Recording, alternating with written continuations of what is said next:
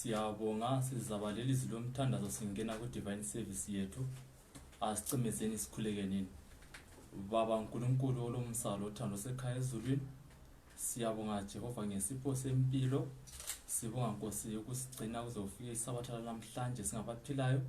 Sizangena kade ku divine service Jehova lomsalo othando esikucela ngomoya wakho ingcwele kuba nawe ube lathi yona le inkonzo ezakuba khona ngalesi sikhathi sengathi abantwini endaweni ezitshiyeneyo lapho ezakufinyelela khona bayilalele bekwesendaweni ezitshiyeneyo. Ngitsho lathi esikuyona le indawo sengathi ngaba lo mutsho ezimpilweni zethu iguqule izimilo zethu sifanele umbuso wakho zamasinyane sokuphela sibe konke esikuluyisa ukubona sibe khona ekhaya ngoJesu ngiyakhuleka amen. Amen. Siyabonga sithanda ukulibingelela namhlanje ekuseni kundawo zonke elingabe likuzo ngelanga langesabatha mhla ka-18 April eZimbabwe. Namhlanje Independence Day. Namhlanje kulisabatha sikhonza sisezindlini ezindaweni ezitshiyeneyo. Sithanda ukuba ngumlimo osinikelela ithuba osivumeleyo ukuthi lanxa siphakathi kwe-situation enje, lanxa siphakathi komkhosi omkhulu ongangalowo owe-COVID-19, kodwa senelise ukwabelana ilizwi nawe, umuntu ongubaba, umuntu ongumama, umuntu ongumntwana, yonke indawo lapho ngabe ukhona usizwa leli lizwi khathesi. Sithanda ukuthi nxa singena kusifundo sethu sanamhlanje i-divine service sizacila kakhulu ku-Exodus chapter 14 no 15 lapho sikhuluma ngendaba yabantwana bako-Israyeli bephuma eGibhite. Kodwa ngithanda ukubana ngiqale sifunde kumaHubo isahluko ngo-62 ivesi ngeka-8. Lalela uzwe lapho. Thembani kuye izikhathi zonke lina bantu, lithulule inhliziyo zenu phambi kwakhe. uNkulunkulu uyisiphephelo sethu. Lanxa singabe siphakathi kwama-problems anjani, okuqakathekileyo ukuthi sithembele kuye uNkulunkulu. Namhlanje isihloko sethu sithi sona living with hope in a hopeless world. Ukuphila lethemba lanxa kungana kulathemba. Namhlanje nxa sesibalele ivesi ngifuna ukuthi sikhangele indaba ka-Exodus chapter 14. Abantwana bako-Israyeli sebephumile eGibhite. Nxa iBhayibheli silifunda kahle lithi basebehambile bafika bafaka amathente abo duzane kolwandle. Nxa babe khonapho uverse 10, ngithanda uverse 10 okhuluma ngokuthi bona bathi bekhangele bekuleyo ndawo bavusa amehlo abo. Uverse 10 uthi lapho uFaro esesondele abako-Israyeli baphakamisa amehlo abo babona amaGibhite ebalandela. Umutsho kumbe iphrase elandelayo ithi yona besaba kakhulu ngoba babebona uFaro ebalandela. Nxa bafikelwa kwesabo okukhulu bathe besabile, ivesi iqhubeka isithi yona bakhala enkosini. The last phrase of the verse ithi yona bakhala enkosini. Ngemva kokubana sebefikele kwesaba, sebephakathi kwe-situation enzima, bakhala enkosini. Namhlanje umbuzo wami ekuseni ngokuthi wona nxa siphakathi kwe-situation enje, siphakathi komkhosi osuhlasele umhlaba wonke, wena ukhala kubani? Ubikela bani uhlupho lwakho? Utshela bani? Who is the first person to tell your problem? Nxa subele problem ukhaya kumbe ngaphi, ngubani umuntu oqala omtshelayo? Abantwana bako-Israyeli baphakamisa amehlo bakhala kuNkulunkulu. Bathe bekhale kuNkulunkulu nxa ngizafunda futhi uverse 13. Ngimthanda kakhulu uMoses impendulo yakhe. Ebese sithi yona kuverse 13 uMosi wathi ebantwini lingesabi, manini liqine ngoba uNkulunkulu uza kulikhulula. Lizabona ukukhulula kwaNkulunkulu namhlanje. Namhlanje ekuseni sithi kuwe lapho khona ungesabi, ungakhali mana uqine, kodwa tshela uNkulunkulu uhlupho lwakho ngoba nguye kuphela oza kuluphelelisa, ngoba nguye kuphela noma siphakathi kwezinhlupho is still our God. Sizadlula ku verse 15. Nxa uMoses sebatshele njalo abantwana bako-Israyeli, ngithathekiswa nguverse 19. uNkulunkulu uthi khona ivesi ithi yona isithunywa sikaNkulunkulu esasihamba phambi kwempi yako-Israyeli sasuka sahamba ngemva kwayo. Insika yeyezi yasuka phambili yema ngemva kwayo. When we tell God our problems, uNkulunkulu comes and uba yisivikelo phakathi kwakho lama problems akho. Insika yabantwana bako-Israyeli yayihamba iphambi kwabo yasuka yama ngemva kwabo yaba phakathi kwabo lebutho likaFaro. Uyazi nxa uMoses wayekhuluma esithi lingesabi kunguwe, ngithe ngikhangela phambili kwakulolwandle. Asikhulumi ngodonga, asikhulumi ngezifula. Abanye bakhulele ekhaya kule ndonga kulokuyizifudlana. No, asikhulumi ngabochangana, asikhulumi ngabokana, sikhuluma ngolwandle. Phambi kwabo kwakulolwandle, emuva kwabo kwakulempi, kwakulebutho likaFaro. Abantwana bako-Israyeli babelazi kahle ibutho likaFaro, babelwazi ucuku olwalulabantu labantu, babekwazi ukuthi bangatholakala kuyini okungenzakala kibo. Mhlawumbe ngicabanga ukuthi bamtshela uMoses ukuthi wena wazi lutho Moses. We know these people. Bala uzwe ngaphansi nxa bekhuluma ukuthi bekungela mangcwaba yini ukuthi ngabe sifele eGibhithe. Kasikutshelanga yini ukuthi siyekele sikhona ngayo kulokuthi sizofela egangeni. It was because babekwazi ubuhlungu ababengahlangana labo ngenxa yebutho likaFaro. Yikho bafikela yikwesabo okukhulu kakhulu. Namhlanje nxa sifikelwa isituation enje kangaka kufikane emcabangweni wakho. Ngubani omtshela kuqala ngeproblem yakho? Abantu abanengi, we are now witnesses, abantu asebe affected ngecorona, abanye sebefile ngecorona. Siyabukela news every day. Even in our own country we have got cases whereby icorona si affected. Namhlanje sikhonza sisezindlini in confined places. Konke lokhu nxa kusenzakala utshela bani? Konke lokhu nxa kusenzakala ilizwi lithi ungesabi mana isibindi uqine. Right, asifunde uverse 26 nxa sisehla lendaba ngabantwana bako-Israyeli. Uverse 26 uthi wena inkosi yasisithi kuMose yelula isandla sakho. Engikuthandayo kumbe engikuthanda ngale ivesi ngumuca wokuqala ukuthi inkosi yasisithi. Kanengi ezimpilweni zethu nxa sihlangane lenhlupho ezinje, abantu bathanda ukuzenzela. Abantu bazenzela umathanda ngempilo zabo. Kanti hayi, tshela uNkulunkulu, lindela instruction. Let's depend on God's instructions. uNkulunkulu uthini from ibhuku lakhe lelo? uNkulunkulu uthini from amazwi akhe awakhuluma eBhayibhelini? Inkosi yasisithi kuMose yelula isandla sakho. uMose waseselula isandla sakhe phezulu kolwandle. Ulwandle lwabuyela endaweni yalo, amaGibhithe alubalekela. Inkosi yababhubhisela phakathi kolwandle bonke amaGibhithe. Ngithathekiswa njalo nxa sengibalele ivesi ukuthi sifunde ivesi kuGenesis chapter 3. Nxa ungafunda kuGenesis chapter 3 kulapho esithola khona uAdam loEva bewela esonweni. Lapho esithola khona isijeziso somuntu lenyoka. Uverse 7 ngithinta kakhulu. Uverse 7 ka chapter 3 uGenesis. Nxa uAdam loEva basebonile, ithi yona la kwase kuvuleka amehlo abo babili babona ukuthi bahambaze. Bamba lo umuqa, bathunga amahlamvu omkhiwa bazenzela izembatho. uAdam loEva bathi bebona sebephakathi kwesituation bazenzela izembatho ngamahlamvu. Bazenzela, they didn't consult God. Kabazange badinge uNkulunkulu ukuthi abancedise, kodwa bazenzela izembatho ngani? Ngamahlamvu. Just imagine ihlamvu. Akukhathalekile ukuthi lihlamvu lesihlahla bani, kodwa okusalayo ngokuthi ngemva kwesikhatshana liza kubuna, liza koma, liphele, iprotection iphume kuwo. Ungafunda lami uverse 21 uthi khona yena inkosi uNkulunkulu yabenzela uAdam lomkakhe amaxaba wabambathisa. In such situations sidinga isandla sikaNkulunkulu ukuthi abe nguye osenzelayo. Singageza izandla sihlale ezindlini, kodwa when we don't have God, nxa uNkulunkulu engasangenelanga, we are not doing anything.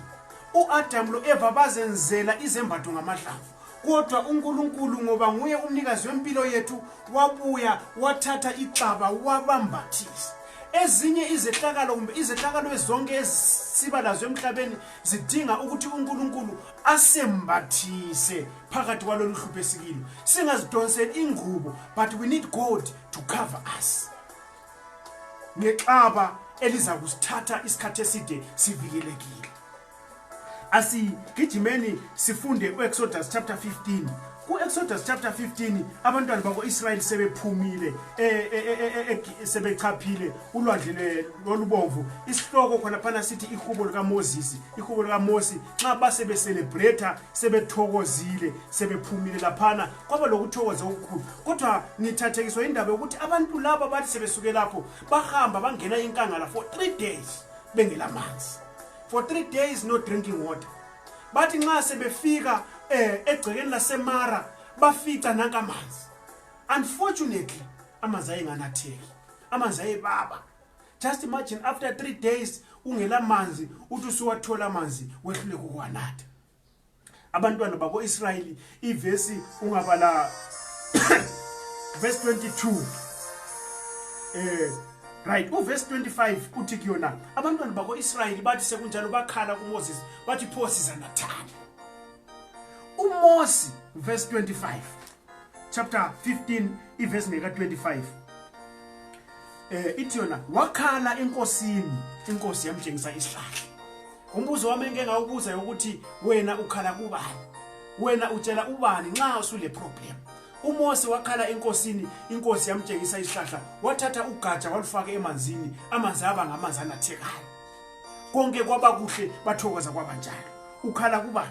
Namhlanje ngithini ekuseni ngithi mina uyabona isituation ye lockdown iaffecte abantu abaningi kakhulu. Kulabanye abantu ababelensuku ezinlutshwana mhlawumbe 3 days kumbe 3 weeks kumbe 3 months besukile ekhaya besithi bayadinga imisebenzi. Bayithola imisebenzi bahola kumbe bayibe ngaholi bachayisana le lockdown. Imisebenzi yaphela. Those people baphakathi kwe situation enzima abasakwazi ukuthi benze njani. Abanye abafowethu ngabachaphileyo baye South Africa bethi bedingela abantwana ukudla. You know lo nyaka emakhaya lapha ezindaweni eziningi kuchile emasimini indlala ikhona. Abantu basukile bathi bayadinga ukudla. But bethe fike ukudingela ukudla chayisana le lockdown. Just imagine. After 3 years struggling, after some weeks struggling, ususithi usuthola umsebenzi 3 weeks down the line inyanga ikapheli. I-lockdown sikhona. How are you going to be paid? How are you going to take care of your family isikhathi sinje so? Engikutshoyo namhlanje kuseni ukuthi uNkulunkulu uyakhuluma ukuthi nxa kunje kasingazenzelini izembatho, kasingazenzelini izingubo zokusicatshisa phakathi kohlupho olunje ngalolu, kodwa kasikhaleni kuye, kasiphakamiseni amehlo ethu sikhangele ezulwini, sikhale kuNkulunkulu simemeze ilizwi lakhe. God will hear our prayers. God will answer our prayers. God will be our cover. Uza kuba isivikelo sethu uNkulunkulu, uza kusiphathisa isikhathi esiningi. Ensukwini ezidluleyo ngike ngabona ku WhatsApp omunye umuntu ethumela ipicture elokuyisigubhu kwamafutha osokulamafutha asekucineni, eselokuyimpuphu okusekucineni okungakwaniki ngitsho even a meal of 2 people. Esithi this is the work of lockdown. Nithi mina lanxa kunjalo God can provide. Lanxa kunjalo mana isibindi uqine ungesabi. Abanye you know i-social media eseculates izinto eziningi. Abantu bezama ukuchasisa i-situation abantu abakiyo ngenxa yalo umkhuhlane. But esikutshoyo namhlanje ukuthi whatever situation ongabe ukiyo, lanxa ingasiyo le eye-COVID-19, but whatever situation ongabe ukiyo ungesabi. Mana uqine isibindi, ubize igama lika Jesu. uNkulunkulu will provide. God will take care of your life. Nxa siqhubeka sisiya emaphethelweni enkonzo yethu namhlanje sizabala njalo kumahubo isahluko ngo57. Imahubo isahluko ngo57 ngiyayithanda kakhulu, idinga ukuthi ikhulunywe umuntu ophakathi kohlupho onjengawe. Loba yiluphi uhlupho uyakhuluma umlobo uthi kumahubo 57 ivesi ngeka 1, ngihawukela uNkulunkulu, ngihawukela ngoba umphefumulo wami uphephela kuwe. Ngifuna ukuphephela emthunzini wamaphiko akho zize zidlule insuku zezinhlupheko. Ngamazi angadinga ukukhulunywa ngumuntu onjengawe. Lapho ukhala kuNkulunkulu ngamazwi ongadinga ukubana uwakhulume lawa kuNkulunkulu, and God will take care of you, and uNkulunkulu uza kunakakela.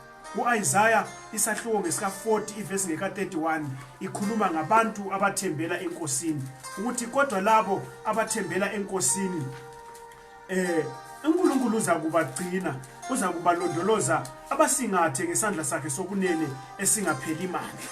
Abathembela enkosini, kudingakala ithemba lakho, kudingakala ithemba lami namhlanje, ukuthi sibe lethemba eliqinileyo kuNkulunkulu, sibe lapho esiphephela khona. Uyaloba lapho umlobo ukuthi kodwa abayithembayo inkosi bazazuza amandla amatsha, bazakuqonga ngamaphiko njengokhozi, bagijime bangadinwa, bahambe bangaphela amandla. Akusosifiso sakho namhlanje ukuthi uphephele enkosini, and God will renew your power. uNkulunkulu uza kukuvuselela amandla lapho ubusuphela amandla, lapho ubusuphela ithemba, kungasakhanyi, kungasela direction, umhlaba esikiwo ungasela hope. God can renew your hope. uNkulunkulu uyavuselela ithemba labanjalo.